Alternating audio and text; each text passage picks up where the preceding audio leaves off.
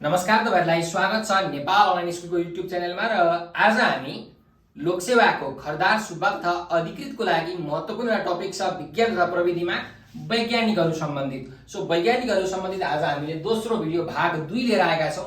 यो भन्दा अगाडि हामीले 5 वटा वैज्ञानिकको कुरा हेरिसकेका छौं। सो आज हाम्रो 6औं नम्बरबाट सुरु हुन्छ र आज हामीले 4 वटा वैज्ञानिकको बारेमा विस्तृत व्याख्या गर्न गइरहेका छौं, जुन तपाईलाई लोकसेवामा यो जीके मा चाहिँ फर्स्ट पेपरमा यस्ता धेरै प्रश्नहरू सोधिएका छन्। कुरा गरौं चाहिँ सुरुमा हाम्रो चार्ल्स डार्विनबाट। त चार्ल्स डार्विनको जन्म सन् 1809 मा चाहिँ इंग्ल्यान्डमा भएको। यिनलाई विकासवादी सिद्धान्तका पिता अर्थात् फादर अफ इभोल्युसन भनेर पनि भनिन्छ।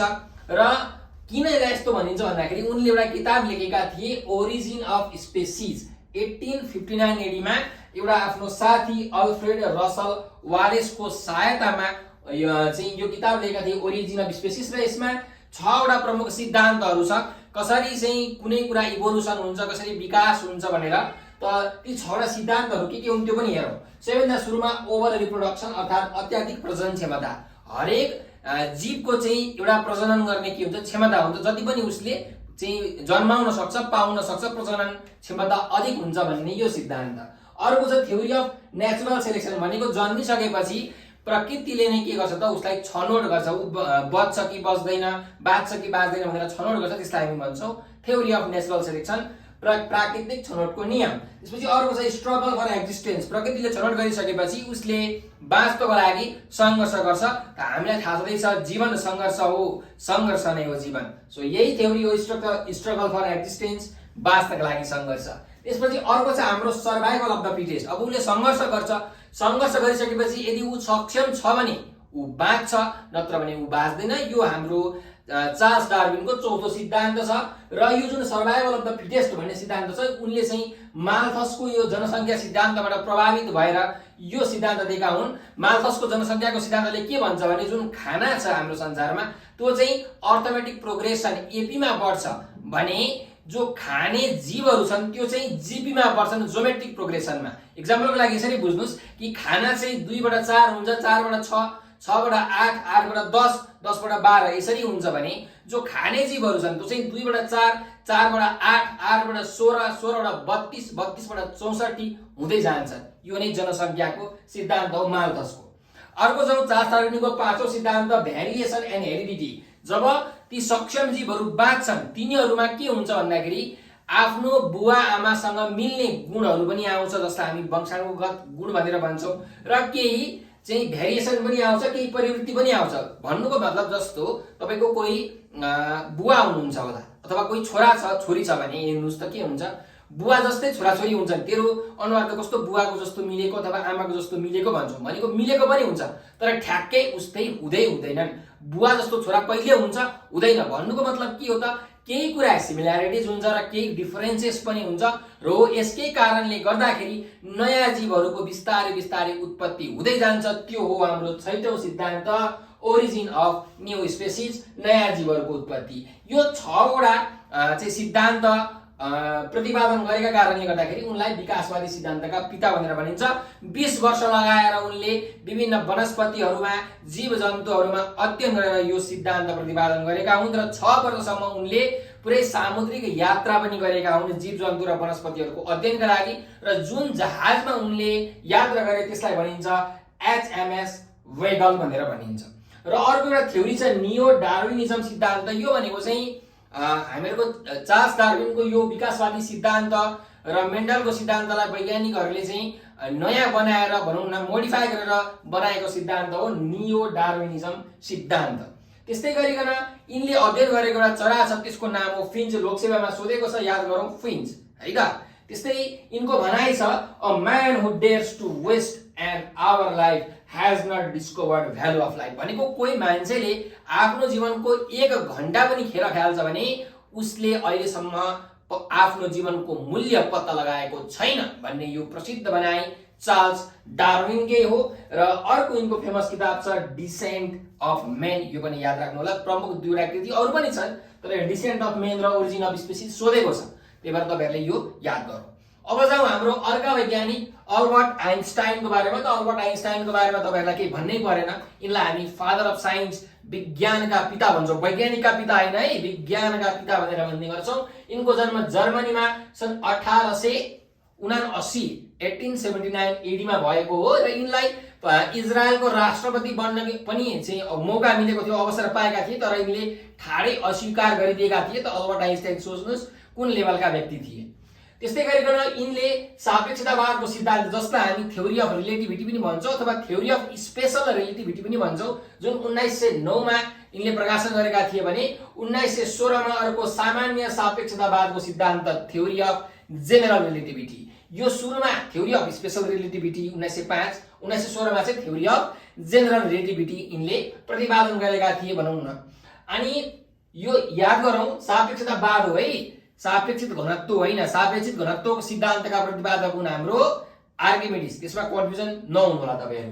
त्यस्तै गरिकन 1920 मा यिनले ल्याए युनाइटेड फिल्ड थ्योरी भनेर। पछि यिनले फोटो इलेक्ट्रिक इफेक्ट पनि प्रतिपादन गरेका छन्, जसको लागि उनलाई 1921 मा भौतिक शास्त्रतर्फको नोबेल पुरस्कार पनि प्रदान गरिएको थियो। त्यस्तै यिनले स्विजरल्यान्डको जुरिच युनिभर्सिटीमा चाहिँ यो म्याथ, गणित तथा भौतिक शास्त्रको स्नातक गरेका थिए भने यिनले पीएचडी पनि गरेका थिए।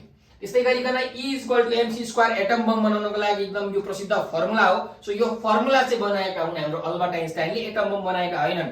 एटम बम अटो हानले बनाएका हुन्, कन्फ्युज नहुनुस्, फर्मुला चाहिँ यिनले बनाएका हुन्। त यो थियो हाम्रो अल्बर्ट आइन्स्टाइनको बारेमा। अब जाउँ हामीहरुको अर्को वैज्ञानिक थोमस अल्वा एडिसन। यिनको बारेमा त के भनौं, विश्वमा सबैभन्दा धेरै आविष्कार गर्ने वैज्ञानिक नै यिनी हुन्। 1093 भन्दा पनि धेरै आविष्कार गरेका कारणले यिनलाई आविष्कारका पिता भनेर पनि भनिन्छ।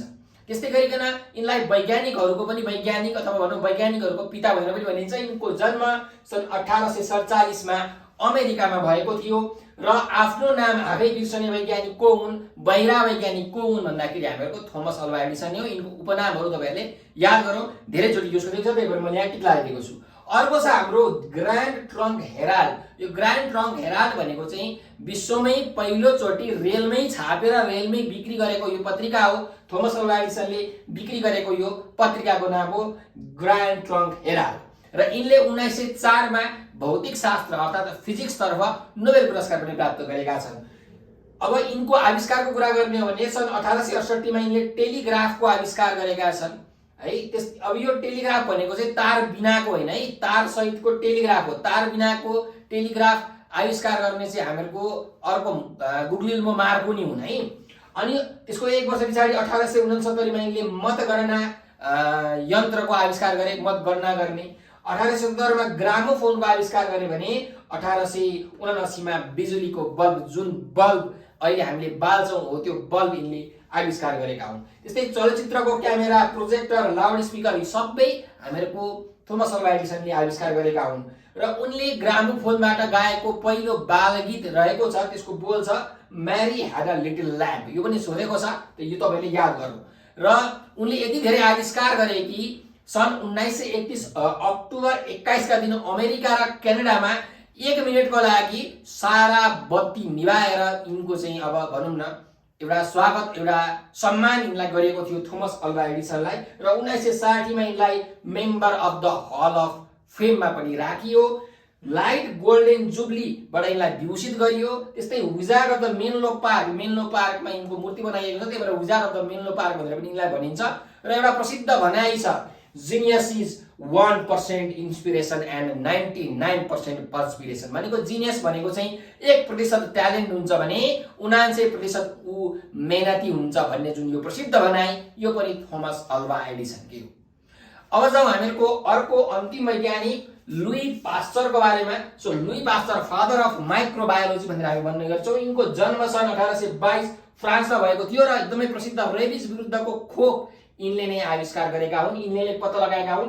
अर्को छ हाम्रो पास्चराइजेसन प्रविधि, ब्याक्टेरिया मार्ने प्रविधि, पास्चराइजेसन प्रविधि पनि यिनले पत्ता लगाएका हुन्।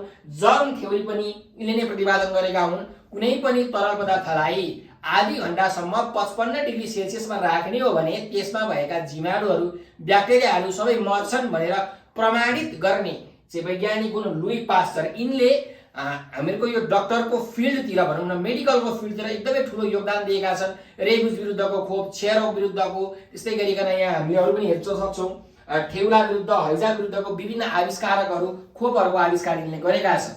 र क्रिस्टलोग्राफीका विश्व वैज्ञानिक भनेर पनि हामी चिन्छौँ लुई पास्चरलाई। सन् 1875 यिनले क्षयरोग विरुद्धको चाहिँ औषधिको निर्माण गरेका छन्। त्यस्तै मैले भनिहालेँ फादर अफ माइक्रोबायोलोजी यिनलाई भनिन्छ भने हाइड्रोफोबिया, पानीसँग डर लाग्ने रोगको उपचार विधि पनि यिनले पत्ता लगाएका छन् लुई पास्चरले। वास्तवमा लुई पास्चर नहुने हो भने अहिले हामी सायदै कोही पनि बाँच्दैन थियौँ होला। त्यति बेलाको युद्ध, त्यति बेला पुरानो समयमा एकदमै धेरै युद्ध हुन्थ्यो र युद्धको बेलामा चाहिँ आर्मीहरूलाई, योद्धाहरूलाई धेरै घाउ लाग्थ्यो र त्यो घाउमा विभिन्न ब्याक्टेरियाहरूले चाहिँ आक्रमण गरेर तिनीहरूको छिटै निधन हुन्थ्यो। र लुई पास्चरले त्यो टेक्निक पत्ता लगाए कसरी यिनीहरूलाई चाहिँ बचाउन सकिन्छ भनेर। त्यही कारणले गर्दाखेरि लुई पास्चरलाई हामीले कहिले पनि बिर्सन सक्दैनौँ। त ये थिए 4वटा वैज्ञानिकहरूको बारेमा एकदमै विस्तृत जानकारी। सो हाम्रो विज्ञान तथा प्रविधिको वैज्ञानिकको भाग 2 भिडियो यही अन्त्य भएको छ। भाग 3 लिएर म छिटै नै आउनेछु। 3 दिनसम्मको लागि बिदा दिनुहोस्। हस्त नमस्कार।